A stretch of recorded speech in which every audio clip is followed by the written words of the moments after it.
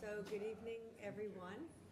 I'm Angela Ippolito, Planning Board. Welcome to our August 22nd Planning Board meeting. Tonight on the agenda we have a pre-application review for the Glover site.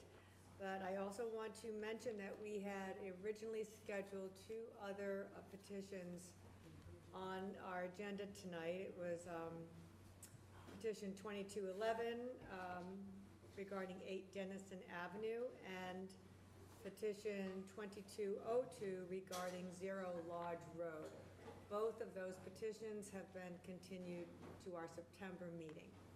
So that being said, we will move ahead with our pre-application review for the Glover site. And I see that we have with us the team from Leggett & Call. We have Zmansko, and I'll let you go ahead and why don't you go ahead and introduce yourselves. And fair enough. Thank you very much. My name is Paul Feldman. I'm an attorney in Boston. I'm pleased to be before you at the Swampscott Planning Board. The last time was on Zoom, so it's nice to be able to start to do this in person again. We're here in connection with a pre-application review, so there's nothing officially before the board, although a pre-application review is contemplated under the bylaw that we are going to be eventually presenting an application in front of you. 2 minutes of introduction, I'm going to pass it right over. There is a new bylaw that was passed by special town meeting last June. That bylaw is similar to, but not exactly the same as, the smart growth bylaw, which I know this planning board worked hard on for many, many years. The new overlay bylaw is a bylaw that provides for a multi-residential development. It does two things. It gives the town of Swampscott all of the, I'll call it, mitigation and benefits that came from the smart growth bylaw, but in a manner that would allow a developer to present an economically feasible project. And the name of the game, I think, for both Swampscott and neighboring Marblehead, because this is a project that is on a project site that is in both towns. There's actually a little sliver in the city of Salem, but it's not being developed with any structures on it. But predominantly the structures are on Swampscott and on Marblehead. It's an important three corners, we'll call it that, for the three municipalities. And there's really an exciting opportunity to do something that will see that property developed in keeping with the way the planning board and the smart growth bylaw wanted to see it developed. So with that as an introduction, I'm going to turn it over to Bill and let him tell you a little bit about the applicant. Bill Gause, Leggett & Call Properties. We are a Boston-based development firm, been around for 55 years or so. We have a lot of projects, kind of, for the most part, 128 and in the life science, in the office, and in the residential space. And working both for ourselves as well as a cadre of, gotta have that there, sorry, a cadre of institutional clients as well. This is a project that we're very excited to be involved with, that we put this under agreement a couple of years ago, and obviously have had some dialogue back and forth to get to where we are today. Excited to finally be able to move ahead. I know this is a complicated site, as Paul says. There's a reason that it hasn't been developed in a very long time, redeveloped in a very long time. So again, from our perspective, excited to present really a unified project that'll be straddling these towns. It'll, for all intents and purposes, look to be one project, even though it will be in two towns. I mean, I defy people to even go out there today and figure out where the town line is between Swampscott and Marblehead. So that will continue to be the case.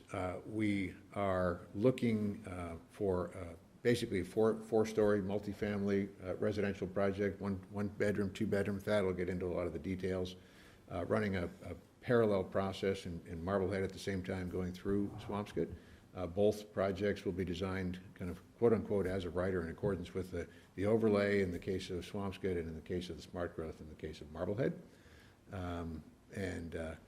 Again, very much looking forward to going through the process, building in Swampscott and hearing feedback and comments from the board and the community. So with that, I will turn it over to Thad to walk through the specifics. So.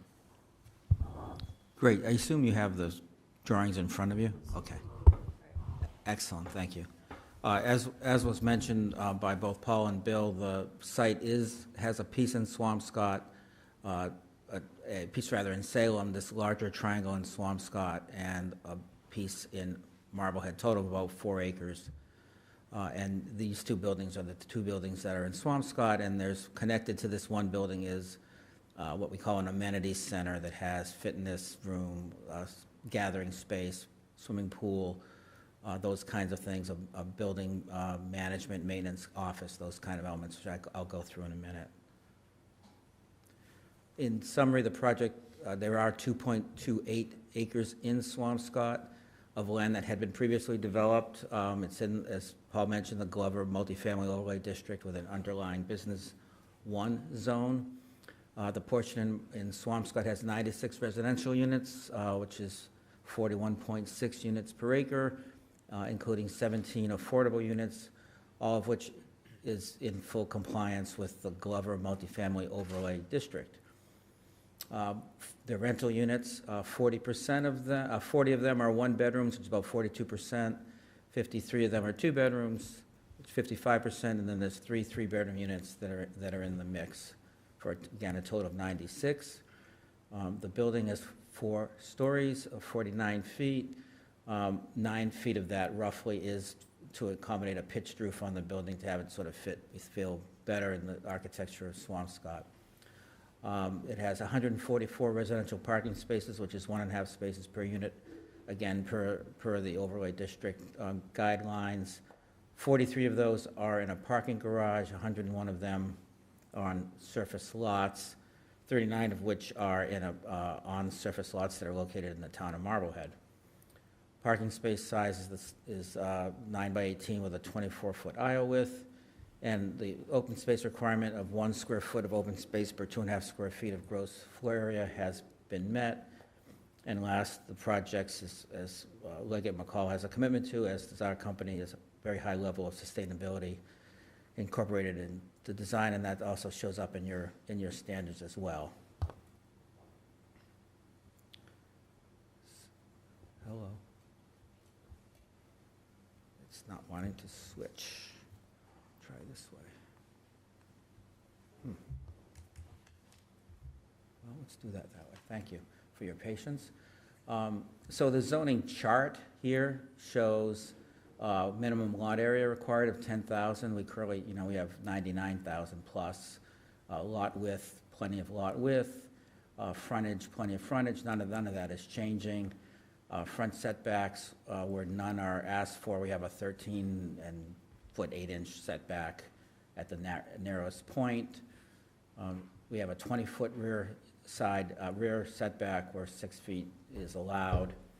Parking's 20 feet off of the lines, or 25 feet if it's a residential zone. All those criteria are met. The 63,000 square feet of open is greater than the 51,700 called for, and our 49 feet building is under the 50-foot allowable density is under the 42 units per acre allowable. And the parking space, we do meet the parking space criteria, and there are some accessible spaces and so forth included. In terms of the footprint of the building, it's about, in Swampscott, it's about 36,000 square feet of building and about 130,000 square feet of gross floor area. This unit mix chart just shows how the units, the 1, 2s, and 3s are deployed throughout the building. Basically, there are essentially the second, third, and fourth floor of these buildings are essentially uniform, and the ground floors vary whether there's parking underneath them or not, which I'll show you in a minute. And then the gross floor areas are summarized by building, including 4,000 feet of the amenity building being in Swampscott. There's a small piece of it, and I want to say 700 or 800 feet that cross the line into Marblehead. It's sort of the corner of the commons room. Project benefits, we all read every day about the need for housing in general, and of course, the need for affordable housing, so there's 17 affordable units included. The property could stand to be revitalized, a little bit derelict. Clearly that it will increase your property values, theoretically increasing your real estate tax revenue. And to the extent that there was effort to have an overlay district that looked at the site and had a set of guidelines and standards, we've applied those to this site. So you're achieving, I think, the vision that I know Angela and others years back put together for this site. And lastly, these Leggett McCall is known for their high quality professional management of their projects.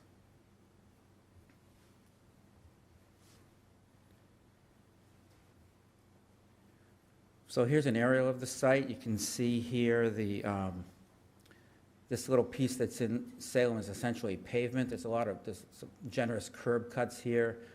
Parking's a little bit undefined in these areas.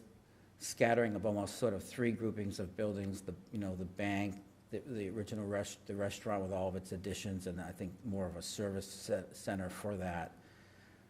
So those are the pieces that you can see. The Tedesco Country Club has a bunch of existing trees that are basically sheltering the site. It is, this is Lot 1, Parcel 1 in Marblehead. It's right on the corner of Marblehead, and this is clearly right in that corner crux of in Swampscott as well. This is Sunbeam Street, Lane Road, that comes in here that we've aligned with our entrance point. We've got our 2 entrance points as far away from the corner and the busy corner as we could. So we only have 2 access points, one way down here, right at that corner in Marblehead, and then one in Swampscott opposite Sunbeam. This is the corner as you come with Vinnen Street on your left and Salem Street on your right.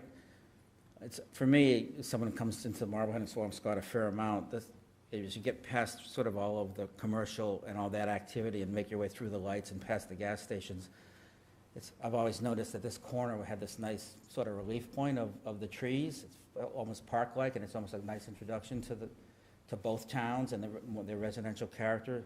So our design has kind of kept that corner as a bit of a parkland. It almost runs down the length of Vinnen, and we have some pretty good landscaping along Salem Street as well. As you're coming up Salem Street looking back, this is one of those sort of open area parking lots and the trees have all kind of, they have not been properly managed, so they're all in various shades of disrepair. We're thinking we're just almost start again on the landscaping of the site and bring it up uniformly. So this is our site plan. The buildings 2 and 3 are in Swampscott. Building 2 has a ground level parking garage entered from the I'll call it the Marblehead end, so there's no parking garage doors facing Salem Street. You can see the one access point comes in opposite Sunbeam, and the exit point in Marblehead right at the corner all the way up on Vinnen. This is going to really prevent, we think, folks from wanting to do the shortcut through the site. It wouldn't make a whole lot of sense to take the turn, and come out, we think, and we can probably put in some speed controls if we needed to. So that's how, we kept the parking interior to the site, for the most part, and we screened it along Salem Street where it's not, where it's a little bit on the road. But it's pretty well screened from view, so all of the activity of the site is interior in terms of the car motion and all that, and the outside of the site will feel, relatively passive, a little bit quieter, we think. There's a bus stop located here. There's really good pedestrian walkway system we've put in to get you across at the various crosswalks to get to the commercial activity. And then each building, all the buildings are connected one to the other with a whole set of pedestrian walkways, so folks that need these buildings have access to this amenity center.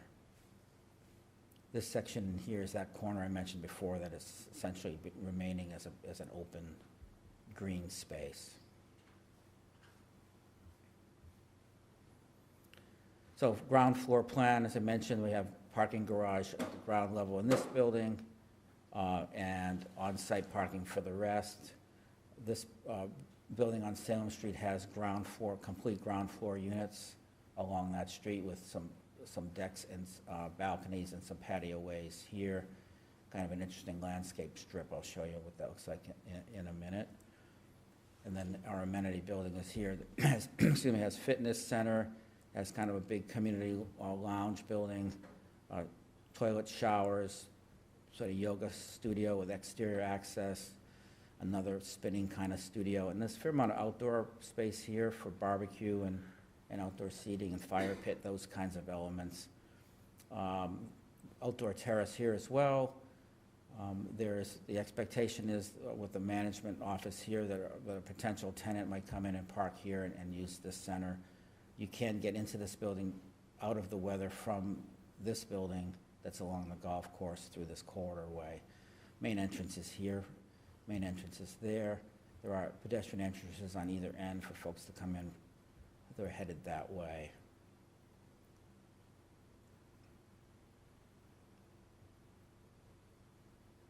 Floor plans above are pretty typical. The purple are 2 bedrooms, and the blue are 1 bedrooms. 1 rooms are roughly 700 feet, a little under. 2 bedrooms are, I think, around 1,100 feet, in that range. So pretty good, we're sort of meeting the current market size, I would say. We have some light at the end of the tunnel on this building. Well, it would be nice when you get out of that elevator core to have a little bit of light as you come down the hallway. So these floors basically repeat.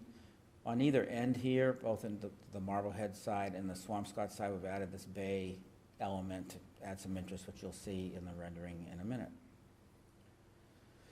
So as a pedestrian or a driver coming to the site from Vinnon Square, this building on the left is the end of the Marblehead building. This building on the right is the end of one of the Swampscott buildings.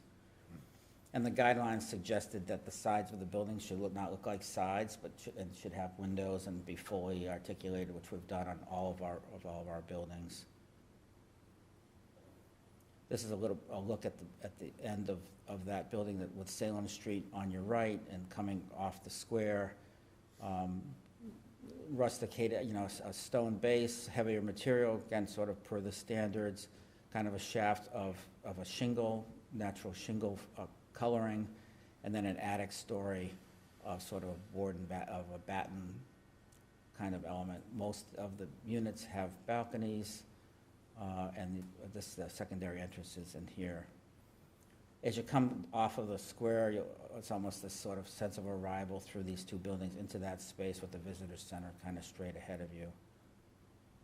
Down the other end of this building, with coming out of Tedesco's on your right here, coming down Salem Street toward the square and Staples and all that is how this building looks along the street. Significant street trees, some delineation of patio space and plantings for some residents with these balconies, and then kind of this continuous strip of green that would run around and turn the corner. And the parking area reasonably low landscape with other Swampscott building peering out from behind there. Sorry. similar view. Here you can see as you come in off of, opposite Sunbeam, how, again, the project starts to reveal itself, the activity that's sort of back in here, but kind of a nice, kind of simple, quiet, visual relief almost along this line. This is coming directly on Sunbeam at the end of the building, there is the garages under this stone base, balconies, and then you're working your way through. Tedesco's trees and country club are on your right here in this image. Management office and amenity center are located here with this outdoor terrace I mentioned before. This building is the one that runs along the length of the country club.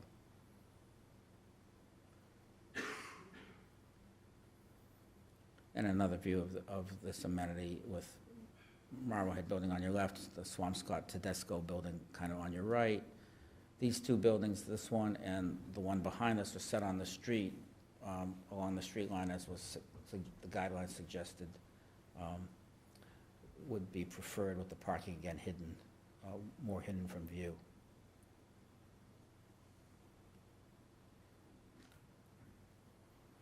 Another view of the building along Tedesco. And that's generally just for the materials. Again, the stone base, shingle wall, simulated divided light windows with a black sash, traditional double hungs. A little hard to see, but there's some stick paneling work happening here. Asphalt shingle roof, mechanical units hidden behind that roof. So you will not see any mechanical equipment from the roof. And there's a pretty fulsome landscape plan that seeks to create some of these ground level terraces for tenants, and define a semi-public area from a private area. These elevations are in your packet, but they list basically what materials are going where, but I pretty much outlined those,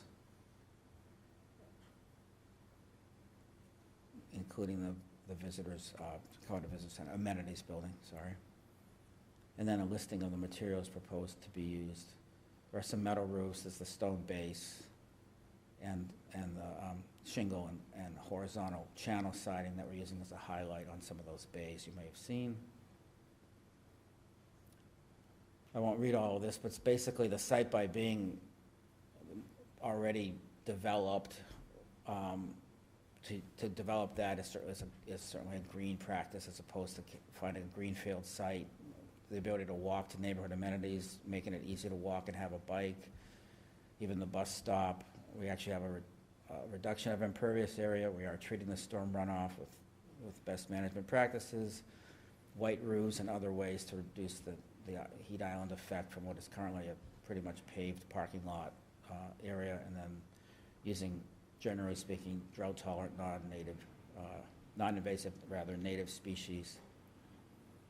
And then the building, I think the standards asked to be certifiable LEED Silver, will meet the stretch energy code, probably plus more. Use a continuous exterior insulation system, the white roof structure be solar ready, some ERVs, light sensors, and the occupancy sensors for lighting in common areas, charging stations for EV. Bike storage, recycling within the building. They do have there are trash chutes and trash rooms in the building. There's no trash to be stored on the site. It all comes out of the building from a compactor rolled out in basically 2 and 3 cubic yard totes and picked up privately. And then, low VOC paint and other generally orientation to green materials are all built in. So that's the general architecture of the project. This is some of the civil information, existing survey showing the buildings and how that works with the 3 sets of buildings, as I mentioned. This layout plan has particular dimensions that you might, if you look through the packet, you'll see everything is fully laid out and dimensioned, and the landscape plan, and coordinates with the landscape plan. You can see the great number of trees and plants being added to the site to really take away some of the heat island effect and start it afresh. It's left a little fallow. It's time to bring it back and let it feel like the gateway to the two towns. The sewer line is coming out, for the project is coming out onto Salem Street, as is some of the drain line. I think the drain's sort of split 50-50 between the two sites, but a fair bit of it's coming into the drainage system. I'm expecting our civil engineer is going to be discussing all of this with all three communities, because some of it may be heading to Salem as well. And then the landscape plan, which is located here, lists species, size, number, as you would expect that it would. And then there's a lighting plan that basically proves that the lighting that we're using is kept within the site perimeter. So that's a lot of words. Hopefully some of the pictures helped as well.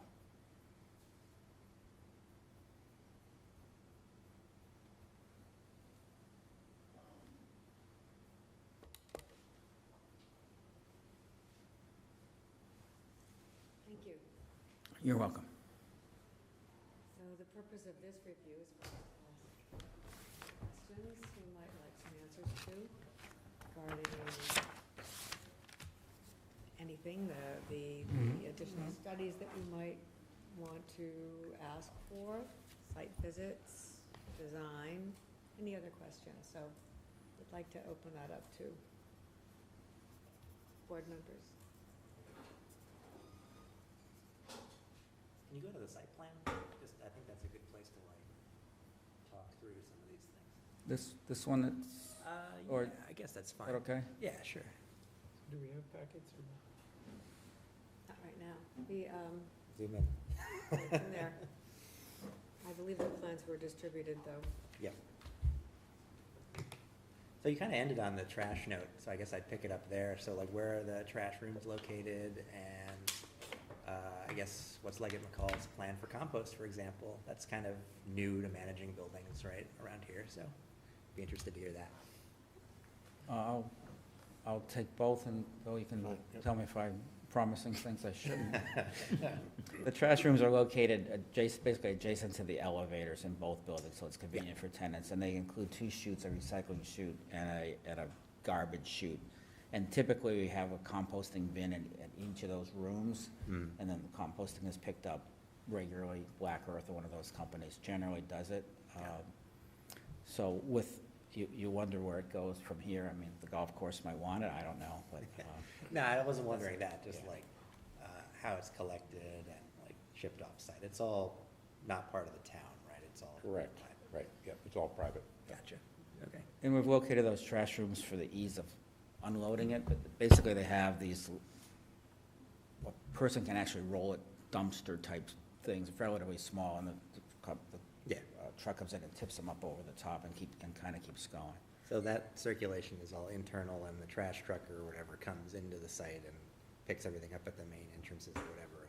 That's correct, and Yeah. despite this sort of circuitous path here, we have run the fire truck through the site, and that does work for fire truck, and will work for a trash truck, but we did try to make it inconvenient to take the shortcut.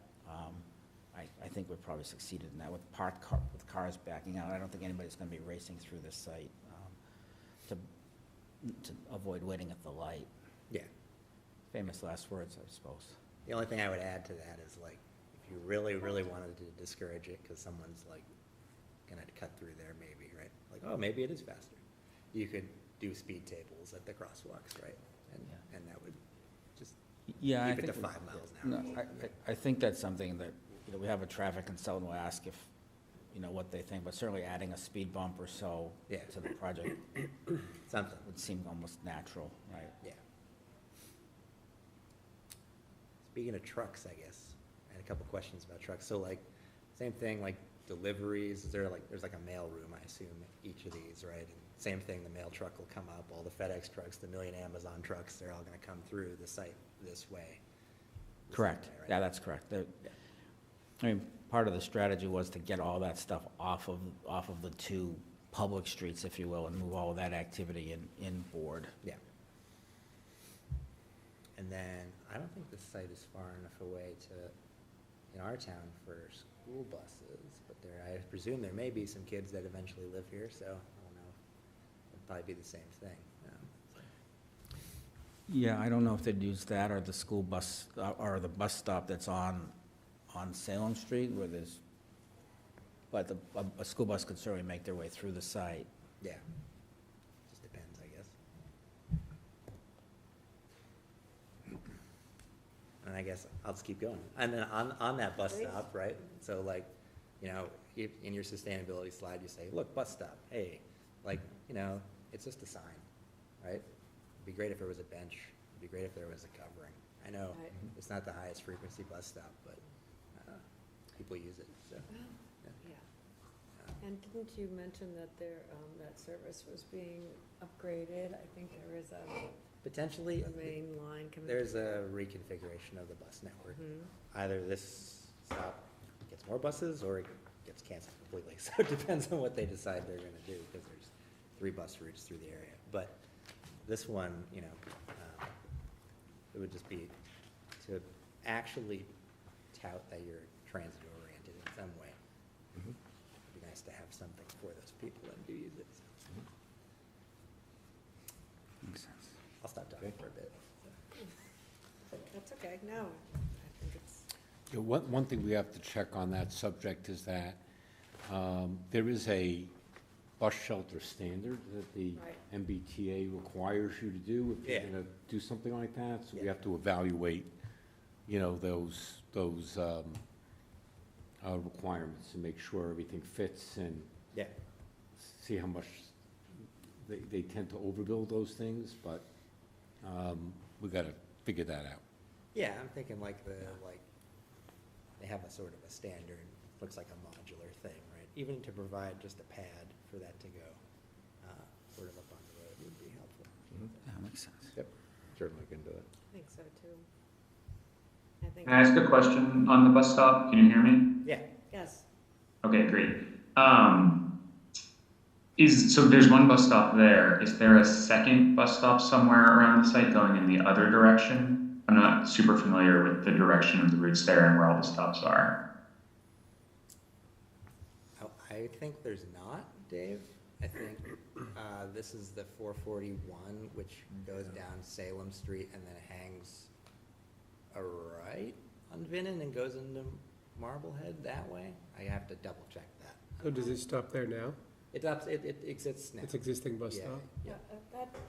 that information that you sent me about the, potential upgrades to the system, I think it Yeah. actually marked out where all the stops were Yeah, in Vinton, and, we have some original information too from the study that we did in 2016, that traffic study that was done as part of the Vinton Square study, that outlines where a lot of the, previous bus stops were. So we could get an updated, we need to get an updated, chart of where all those stops are, but you're correct, Mr. Feldman, that there is definitely there's a standard for the design of the MBTA bus stops, but they, from what I understand, have collaborated with neighborhoods and developments to kind of work the design-wise into the development, so hopefully that might be an opportunity there for us.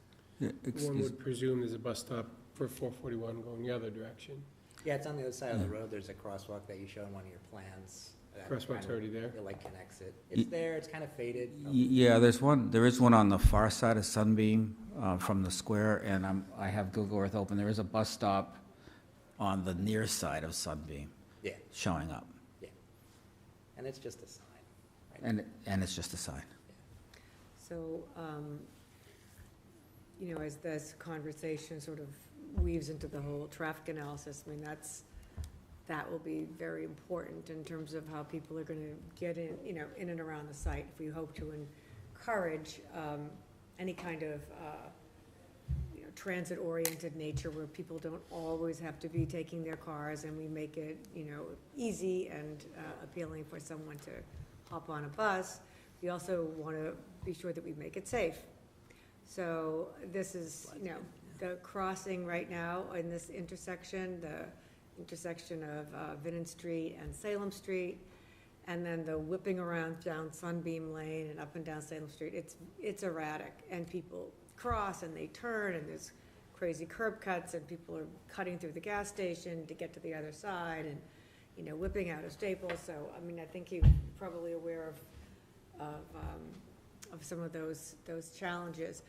Obviously, we'll be doing, you'll be doing your own traffic study, and I think that it's my understanding that there have been conversations between our Director of Community Development and the planner in Marblehead to, you know, potentially be working out some peer-review traffic studies as well that would include Swampscott, Marblehead, and as well as the Loring Avenue development that's just going up right now in Salem.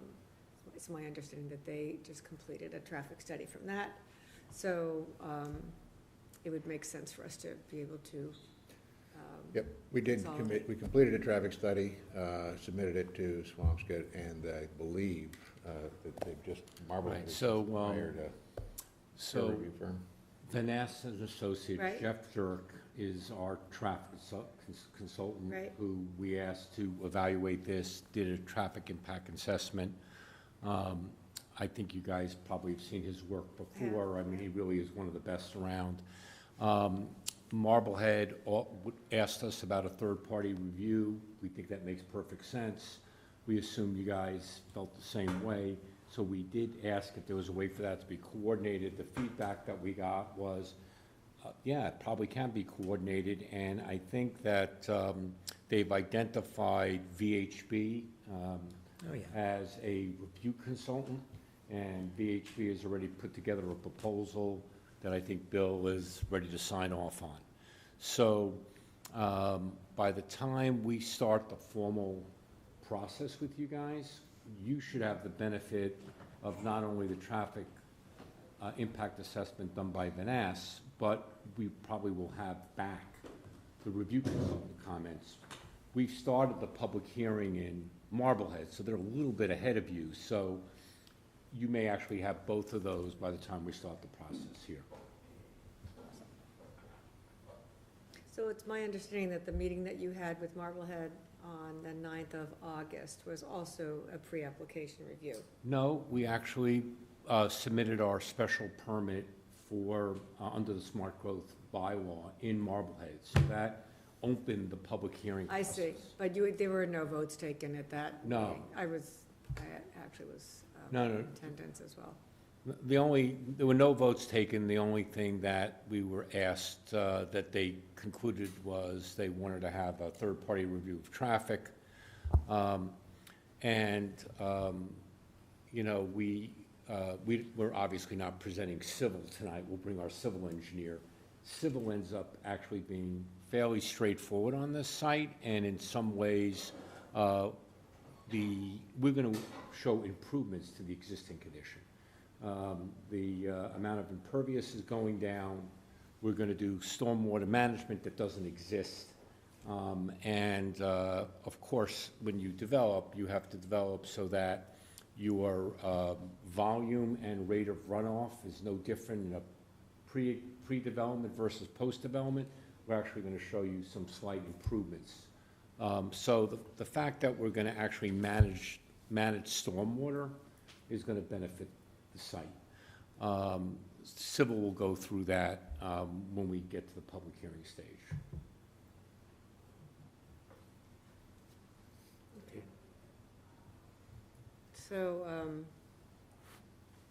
I think what we could do tonight is just discuss, you know, to confirm the fact that we would like to, you know, participate in this collaboration to have a peer review on the traffic. I also recall mention of the utilities, especially the sewer and water coming through Swampscott. Is that correct? Yep. Okay, so we'll be looking at a full utility plan there, and we'll want to have a review on those systems as well. Yes, the civil engineer that's put together the utility connections. We'll go through all of that. And I know that they're talking with the city of Salem as well, because they're implicated on some of the items. So we'll be able to present all that to you guys as well, as a complete package. So I understand there were discussions about moving the Marblehead building, kind of spinning it to face the golf course. Have there been any further conversations about that, as it would, I had some thoughts on, positioning of the buildings myself. I mean, I understand this is a preliminary plan, however, I'm sure it's based upon what you feel is going to be the most technically, economically, and whatever other reasons there may be, feasible ways to lay out the site. So, however, that being said, I think it's worthwhile discussing building placement. And, for example, I thought they made some really good points about, coming down Venice Street as you entering into Marblehead, and kind of just, seeing that sort of end of the building. And, basically, even though I think there's a nice treatment right there at the corner where there's a lot more green space, essentially you've got, a real sort of blockade of a building on Salem Street, and not so bad on Venice Street, simply because Marblehead's building has to be set back from the road, because otherwise it would be in Salem. So just kind of wondering, if, and I know I just find it interesting to try to play around with this a bit and wonder if you might want to take advantage of moving that building closer, or somehow repositioning it so that there was better golf course views for the Marblehead building. And would it be possible to pull the Salem Street building a little further away from Salem Street? I say this with full knowledge that we wanted to get a lot of the parking behind the buildings and not sort of right on the street. So just, also very interested in seeing where that could go. So what we were thinking of, well, maybe just to make as an introduction, that as you would expect, there were iterations. There was a lot, you are seeing a preliminary drawing that is hours and hours and hours of study. And it is beneficial, we think, to the boards to see some iterative steps that Thad and his group took. So our plan to respond to the thoughts that came out of the Marblehead meeting, just like tonight, is to share some of that iterative design. We really believe we've come up with the proper layout, but we've gone through that iterative process. You guys haven't, and it's beneficial for you, and something, and by us going through it again, maybe we'll see something we didn't see before. So we think it's worthwhile. But the other thing is, you're right, we were very faithful to the design guidelines.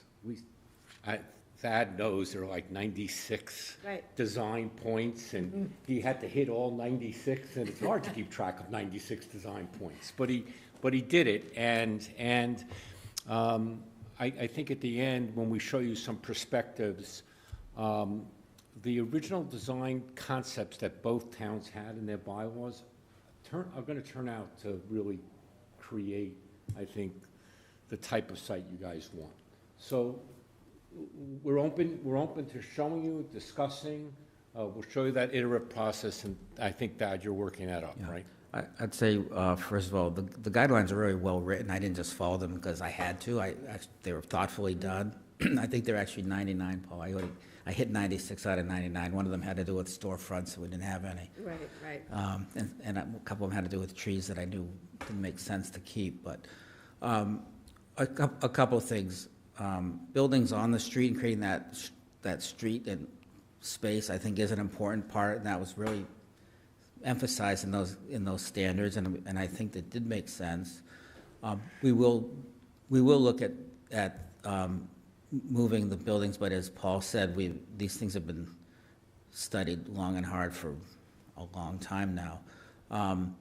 One thing that we think will be helpful, though, is and was asked for some images at the ground level as you come out of Vinen Square, and how you see these buildings, because we have that one right at the corner, but as you sit back and kind of see it all in context, I think you'll be appreciate what you do and don't see. When I come across from Beverly across the Salem Causeway along the tracks, and there's that Jefferson Station project that Yes. when it first got in there, nobody really liked, frankly, I don't think. They have a strip no wider probably than the strip we have along Salem Street of trees. The building's gone. When you go across that causeway, you see this beautiful park of trees. I think that that's what would happen for surely on Vinen and probably to some extent on Salem. Admittedly, our renderings where architects wanted you to see our beautiful buildings, but we're gonna go back and kind of show you more what it looks like when you're in a car or a pedestrian walking along the length of that corridor. And I think folks will conclude that we did the right thing. And this building number one that's up, a good half of it does look back over toward the golf course with some pretty good views, and the other half looks over the top of the one-story Staples, and it's really awfully plenty green back there. So I think we've done a reasonably good job of siting. That said, we'll uncover some of our prior studies, and we'll show you what it looks like more in context than what we've shown you so far, and I hope that'll help. One quick comment about the, wanting the building close to the street. When the guidelines were written, we were writing that for a mixed-use building. So the thought was that there would be storefront along there, which necessarily would make it more meaningful to be, especially so, but I understand what you're saying. We did move it back from its original position. Yeah. We did study squeezing it back off the road as much as we could and still meet the, vehicle, the fire truck access, all those other points as well. Okay. Anyone else have something to say? I had a thought on that, just because I don't think we're in 100% agreement about turning the building, because when I heard. Not at all, when just I heard that, commenting on that. yeah, because it was a big part of the Marblehead meeting, right? Right. And it was like, okay, I see that. That kind of makes it like even more suburban feeling, and I actually appreciate the quasi-street wall you're creating a bit with the buffer. I just reminded myself the Jefferson Landing building, right? That has a pretty significant landscape buffer and makes the building essentially disappear or fade into the background. Sure. It's larger, right? So, and then because if you shifted it over there, what you're gonna get is like a forecourt that's all parking that you see as the entrance to the building, right? Mhm. And that is really not, like, that's, the rest of it is where black. So- Right, I guess what I was thinking of, Marblehead's building is Marblehead's building. Yeah, I have nothing to say about that, but Yeah. the reason it interested me was because I thought if that were to shift, then the one that's on Salem Street can go, just squeeze back a bit. back, just a touch back. It is, it's just, there is we have that parking and the entryway already on Salem Street, which doesn't really appear anyplace else. And to have that, that kind of open space, that, the parking visible right there, and then this sort of wall of a building, I thought, if there was any way to kind of move it back. That's where yeah, no. that's why I even commented on That's a great Marblehead's point. building. I think Okay, that should work together, though. I mean, yeah, honestly, right? absolutely, yeah, absolutely.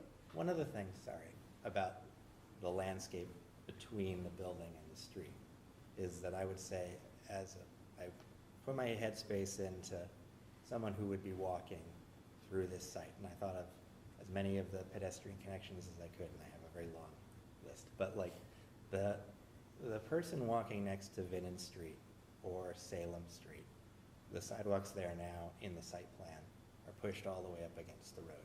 But in like Jefferson Landing, for example, there is that sort of, what you call it, like the zone of horror for a plant, right? But it's like Right. a 5-foot or whatever, 3-foot landscape buffer between the sidewalk and the road. Mm.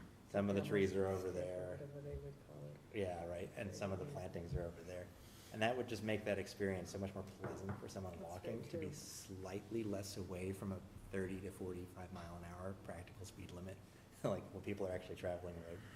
If the sidewalks could be just scotched inboard, maybe you put some low ground covers there, maybe there's some actual street trees, that might serve to even slow the street traffic down Yeah. a little bit, just, I think that would make that experience a lot And nicer. that's more on Salem Street, because I think Vinton is Yeah. set back a little bit, but. Yeah, both Yeah. streets, the Yeah. sidewalk is right up against the road. Right. And Mhm. you could even, like, pedestrians actually like, you know, there's two things, right? They have the desire lines where they're gonna walk on your grass if they don't have where you're gonna go.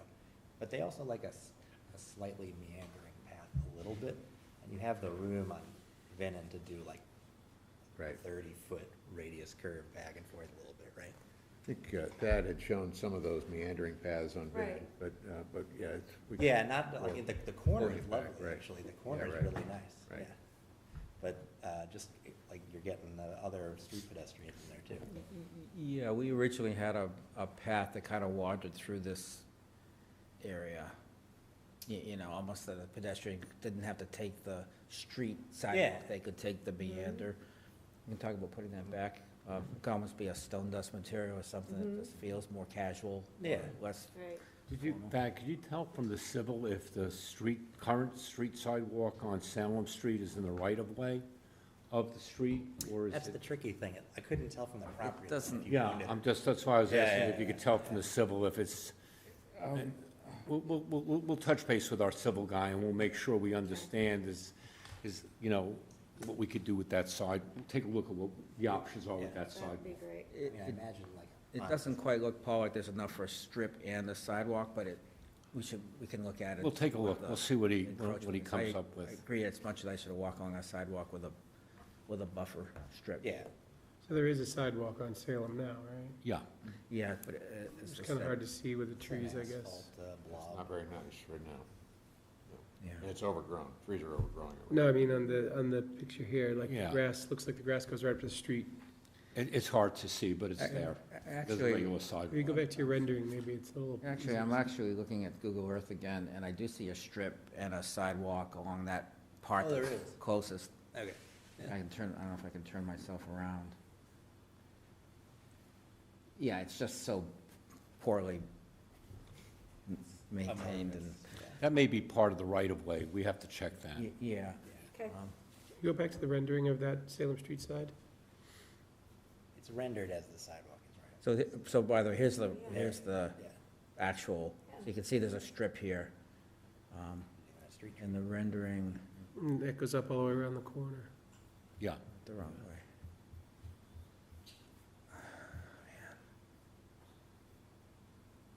Actually, it doesn't look like it's in Salem. That's the view. So theoretically, what you're asking is what happened to our planting strip that runs along here? Yeah, Yeah. gotcha. it's not shown in this rendering, we gotta figure that out. Yeah. Isn't there like a 2-foot That's, grass and then 4-foot sidewalk? I mean, or larger, right? Like the idea of the meandering path is really lovely. You know, I was down in the Seaport this past weekend, and what the Seaport does get right in Boston is that occasionally they do have some really wide buffers between the busy roads and the people walking, right? They have like 10, 15 feet. We're not gonna get that here, but we're gonna get 3 feet, you know? That'd be nice. So. Yeah. Yeah. And then the other thing mentioned in the Marblehead meeting was like, they put it a different way, I'll put it my way, like it's the internal planning of the site. Obviously, you have to hit benchmarks for a number of cars and spaces, and you know, I know that you have to hit that, and you can tell that, in my opinion, that is what drove some of the leftover spaces that we're calling open spaces, right? From the Marblehead meeting, it sounds like there was 2 spaces per unit, right? And we have 1.5. Right. Maybe there's some flexibility there, maybe Marblehead would potentially knock theirs down. I think that was their, that was our That was takeaway, is that they were. That was the takeaway, To yeah. matching the Swampscott 1.5 and Yeah. creating more of a green space where we have some parking Right. in the middle of the site. Yeah, so of course, they're gonna say, look at the Marblehead side, it'd be great to have some green space. I'm gonna say, what would be interesting is that appendage lot on the bottom of the site, this plan south, In here? yeah, is interesting, and is probably the amount you're over, and probably like a good size for a little parklet or something, right? Like a little, I don't know, the playground or whatever, right? That just as another opportunity for green space that's over there, that's more public-facing than the middle. So I'm thinking public benefit rather than complex benefit, that's my job, so that's the thought. Yep, or maybe some combination thereof. Could be a little bit each, right? Yeah. Mhm. So, yeah. Yeah, we I were think they had been anticipating, well, that or. in here, yeah, kind of in here.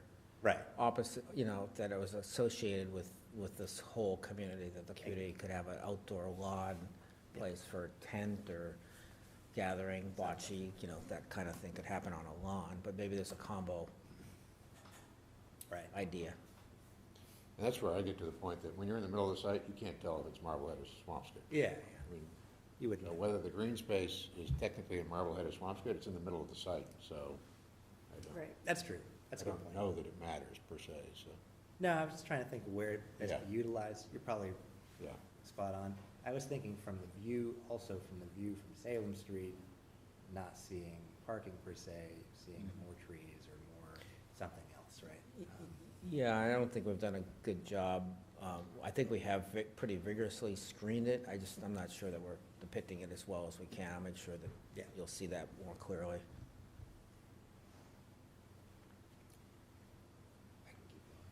Okay, well, one of the other, I'll jump in for a second, Please, but yes. then I'm gonna, Go ahead. then I'll throw it back to you. One of the other comments that has been brought up is, so we know the buildings are 4 stories. That's what they're supposed to be, so they're 4-story buildings. The design of the bays, I thought, that's a nice touch, it kind of softens it and so forth. But where the balconies are, there's that sort of very long, column that runs up either side of the balcony, and then on top of that, there's sort of this dormer type of thing, and it just has this effect of making it, instead of breaking up the facade, it has the effect of just this soaring line that's kind of going straight up.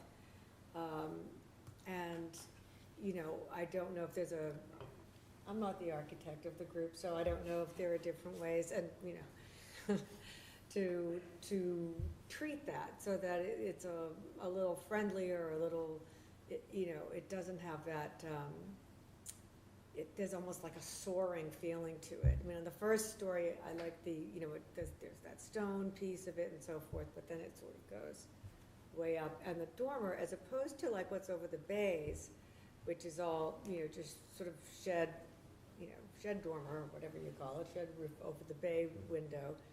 The other one, the sort of triangular one over the balconies just causes it to look very, very tall. That's,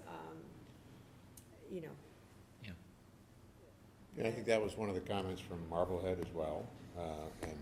And we did it without that to start, and it looked like it needed something, so that's why I put it in.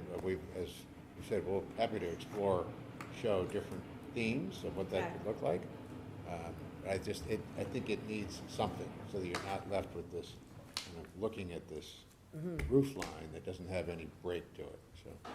Actually, do you have that, the golf course side elevation that you could Right. pull up? Because that one doesn't have it, right? And so you get to see the downside is that, Yeah, I don't know if you see an elevation from the golf course, but just the architectural one, right? Yeah, The last page had it. there it is. There it is.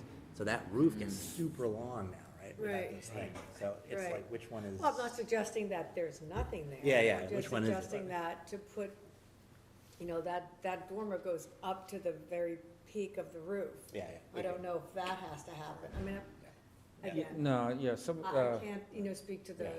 Cut it down in size. a little right, bit. or Right. some, Yeah. a hipped roof was suggested by one of the members in Marblehead, and we'll look at some different options, Okay. but I do think this is a long, it does need something, on it, for the street sides, but maybe not, again, it doesn't need to be That so view, soaring. that view, no one sees, that elevation, I mean, you're literally, the trees see it, and that's Yeah. it. So it was okay there, but facing the street, we felt like it needed something. Mhm. Yeah. I will say, it's awesome that you got a lot of balconies in this project, like real balconies. Yeah, Just no, they're legitimate balconies. Yeah, right, that's great.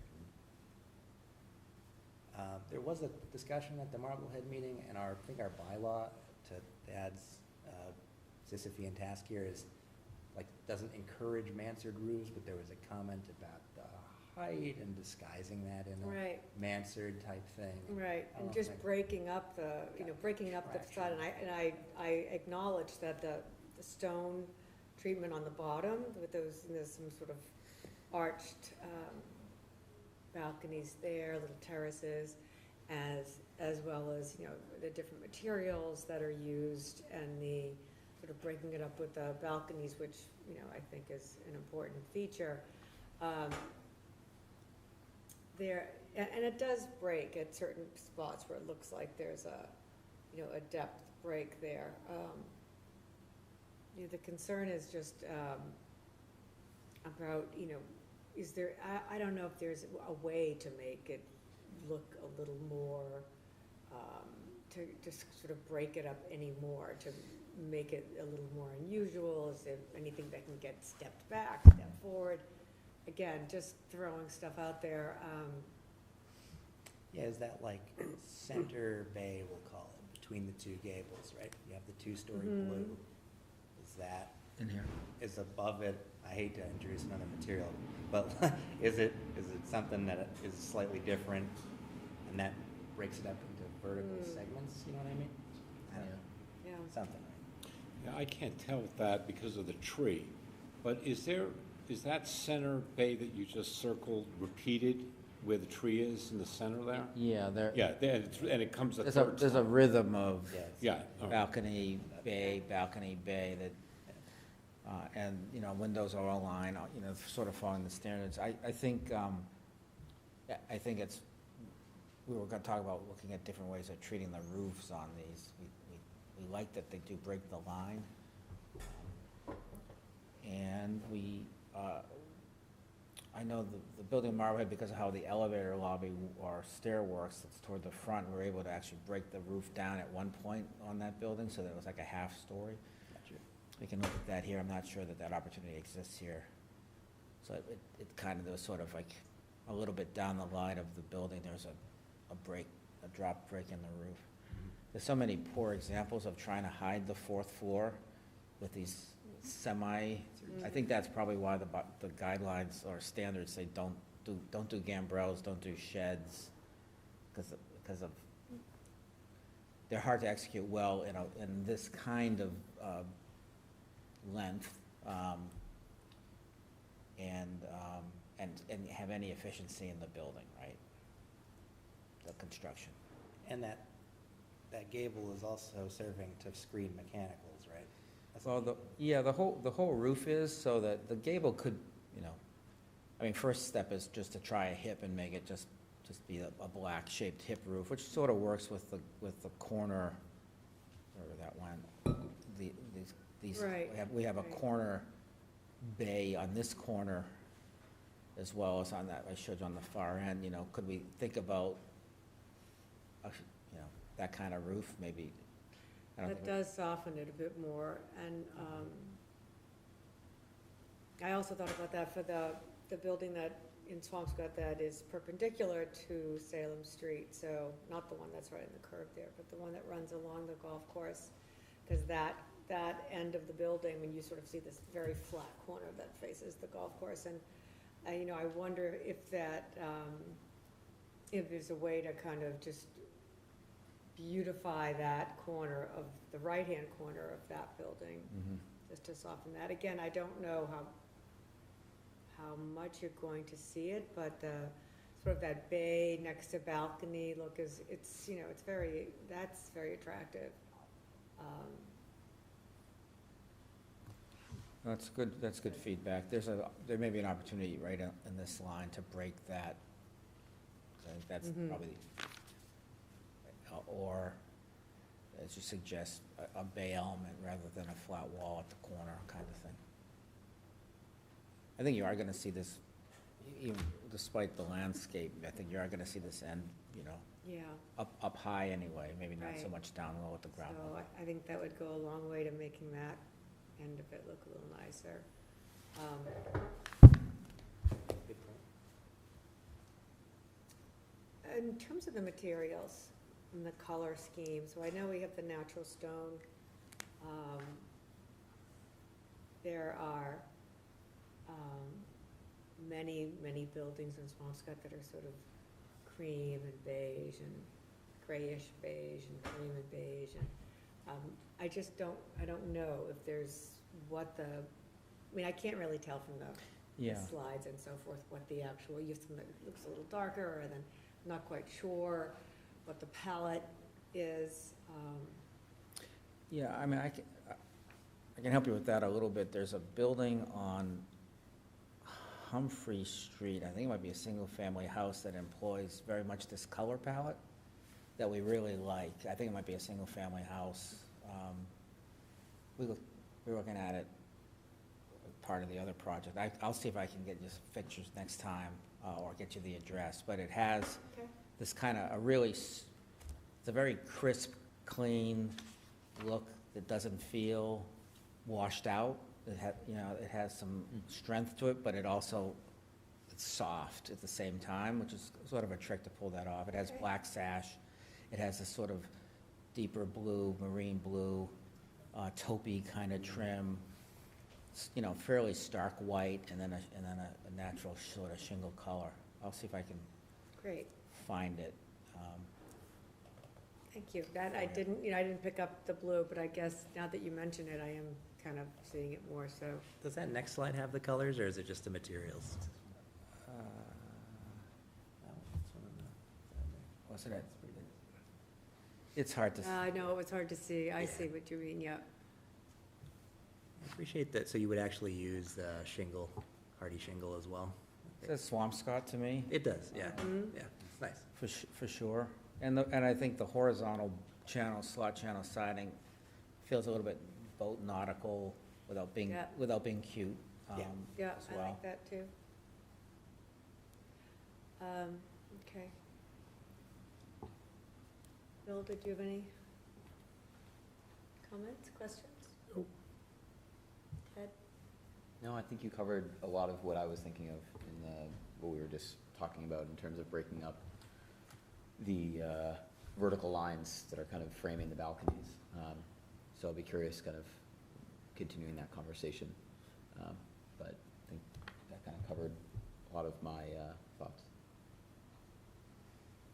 So one thing that's particularly important to me, and I think a lot of other people, is the historic nature of the property. So, being really familiar with this property,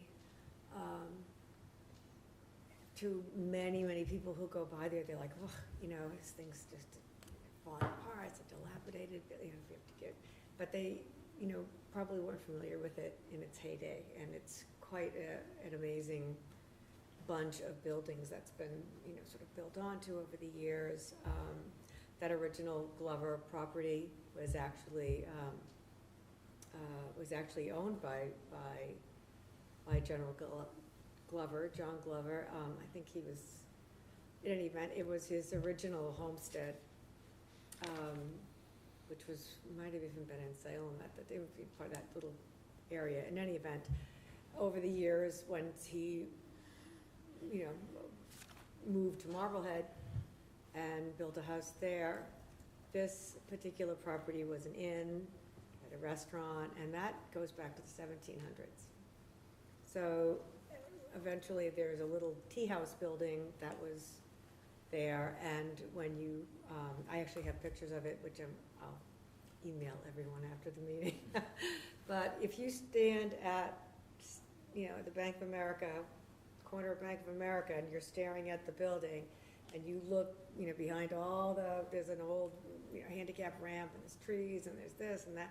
But if you look at the picture and look, you will see the building. So I'm well aware that there has been sort of a demolition by neglect going on there, that the windows are gone and that weather has gotten in and rodents and floors. I mean, I get it. However, I'm particularly interested in what, because there has been a property there with so much history for so many years, that's well established, that we're not guessing what that was there, but we know.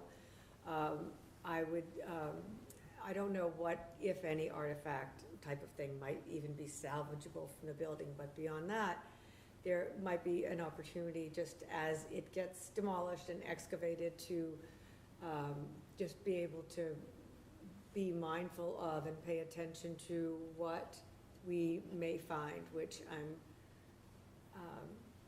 I have a very strong inclination that it will be a really interesting undertaking.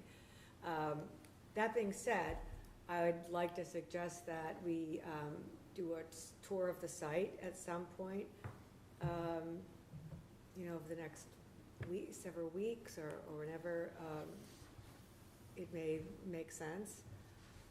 And I'd like to just be able to, we have quite a bit of history and documentation that's been filed on this property, so gathering that and all the other information I can get, in speaking to the planner from the town of Marblehead, I understand from her that she also has done this kind of thing with other communities and was very interested in pursuing this as well. So that's something that we don't have to go into in any great detail here, but I think is a really important part, that we pay attention to that, and there's some sort of acknowledgement of that, either with, a plaque or, some sort of something. I don't know what to suggest at this point, but I'm just kind of throwing it out there. And that would go for the accessory building, which was also part of the inn, and the old Sunbeam Inn was out there.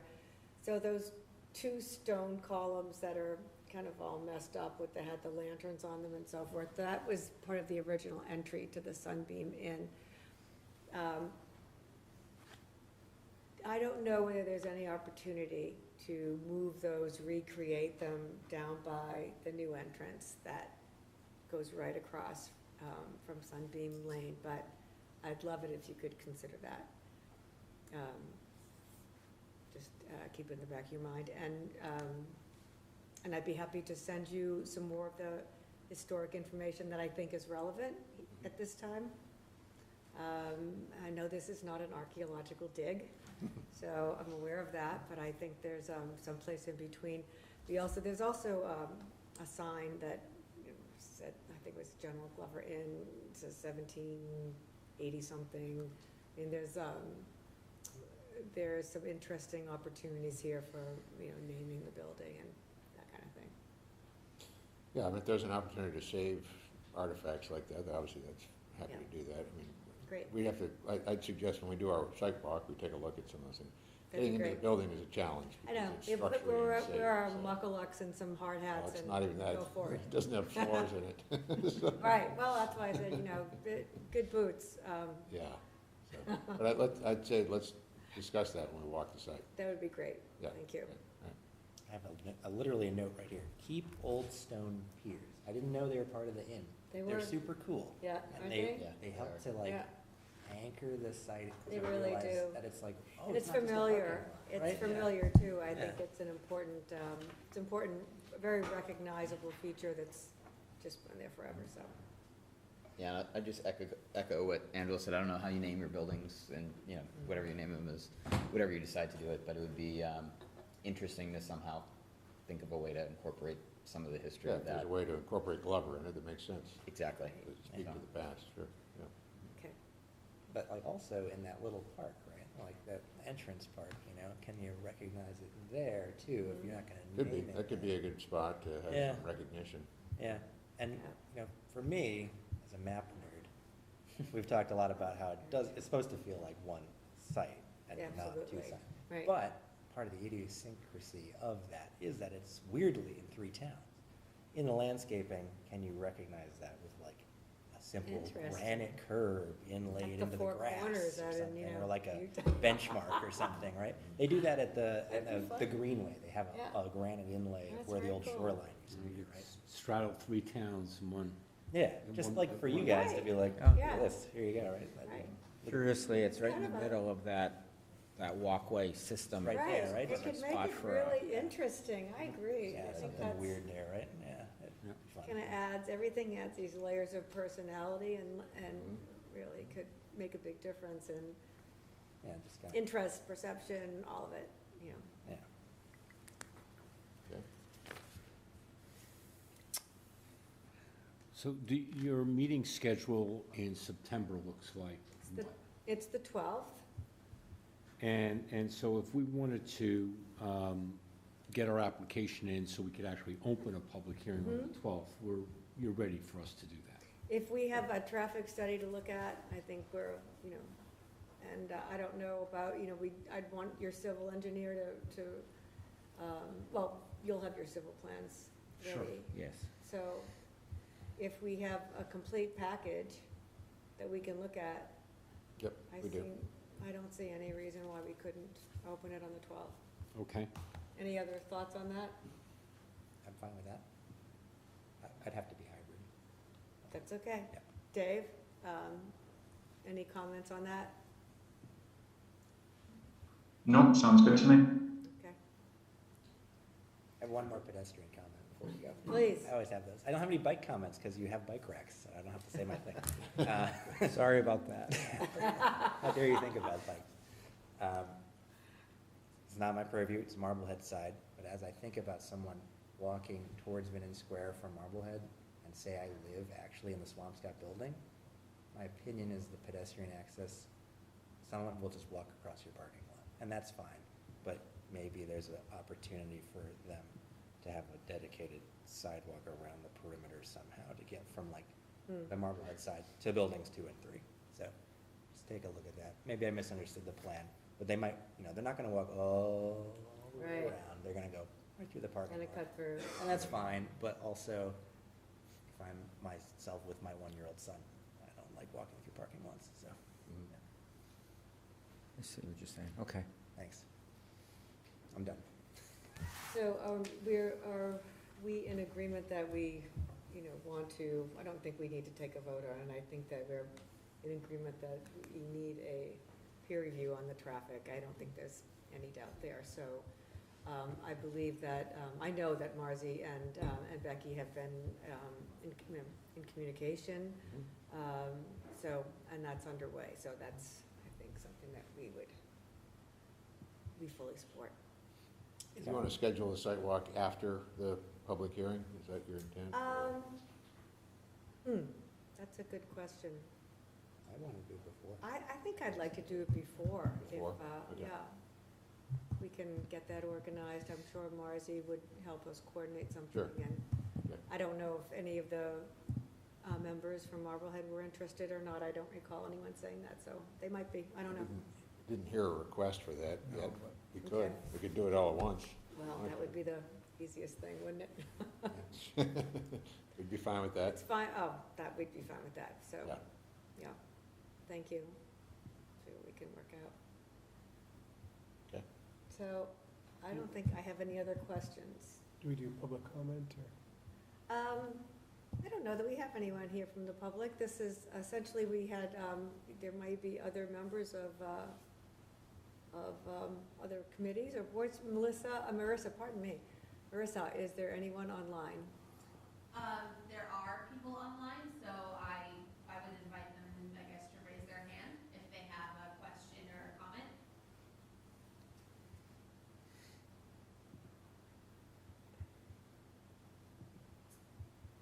I'm not seeing anything. Well, there will be opportunity at the next meeting and beyond, so,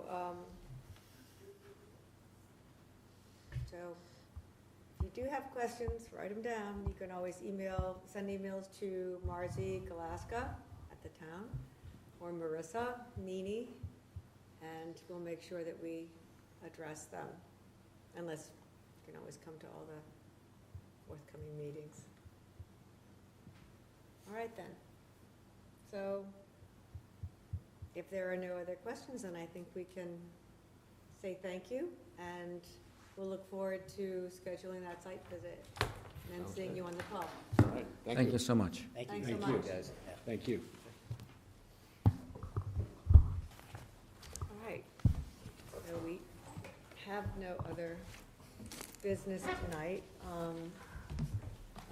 Nothing else that's on the agenda, but if there are anything you'd like to discuss.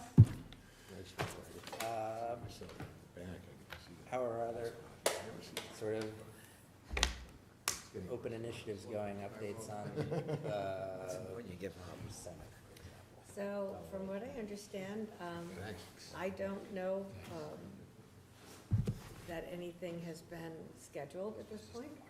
My understanding that they were still looking at the fall. I don't know if Marissa has an update because she's been away for a bit, so. Were there any updates on the land use summit? I better if you come down here. Good night now, thank you. Good night, thanks, Dad. Thank you. Any updates on what, I'm sorry? The land use summit, No, not to my knowledge. okay. I haven't heard anything either, so. Okay. We do have, supposedly final update from the state on the 3A. I heard about that.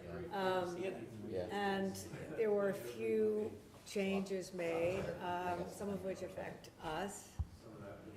And even though it was considered final guidance, it says check back all the time for updates. I'm like, okay.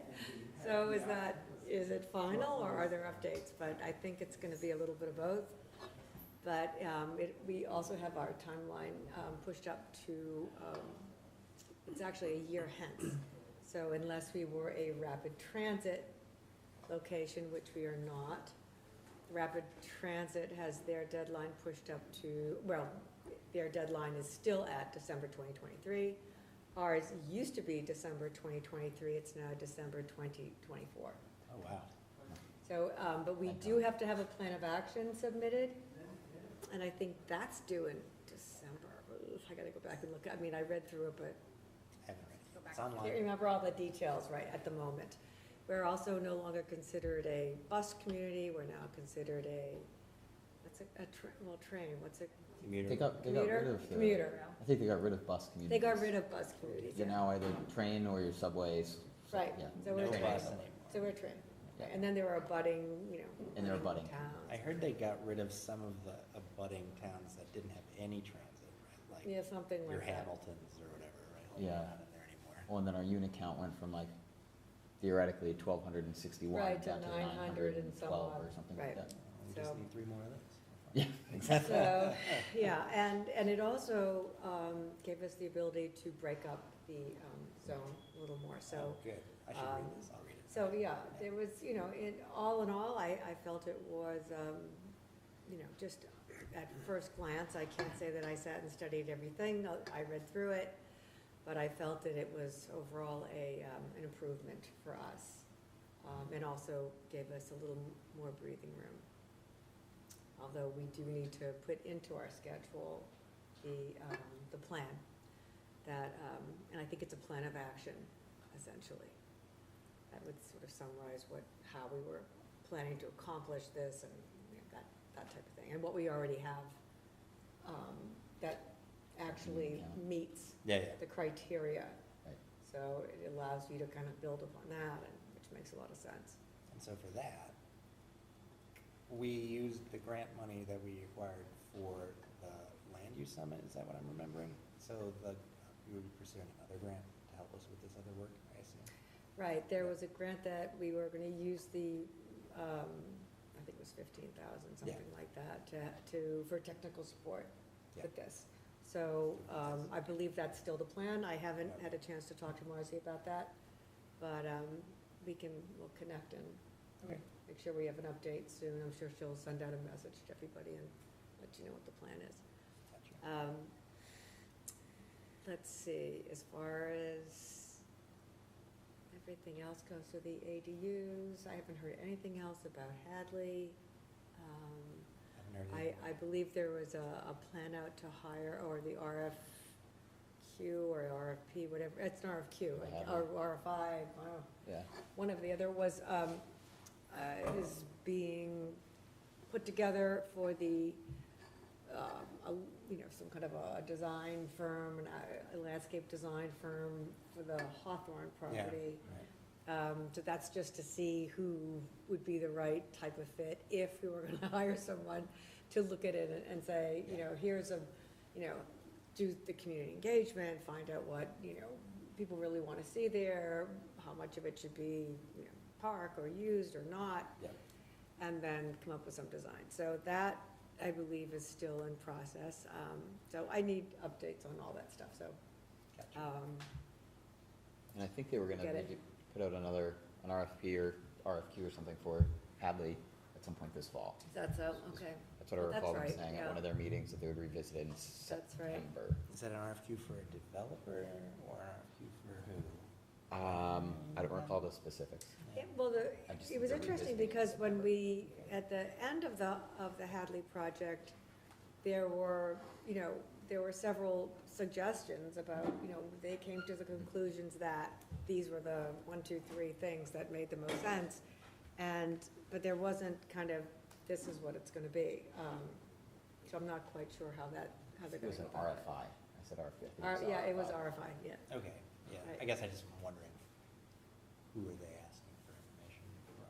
Like, is it a planning one? Are we on the stage where we're asking for development proposals, or where are we at? Yeah, So, so yeah. we'll get some clarity on Yeah, that. yeah. Okay. That was it for our open Yeah. initiatives, right? I think so. Anything else right now? Okay, then. If there's nothing else, we can have a motion to adjourn. So moved. Second? Second. All in favor? All right, thank you. Thank you, Marissa. Thanks, Melissa. Thank you to our tech support back there. Thanks. Thank you very much, and good night, everyone. Good night, Dave. Hi, Dave. Okay. That was the building.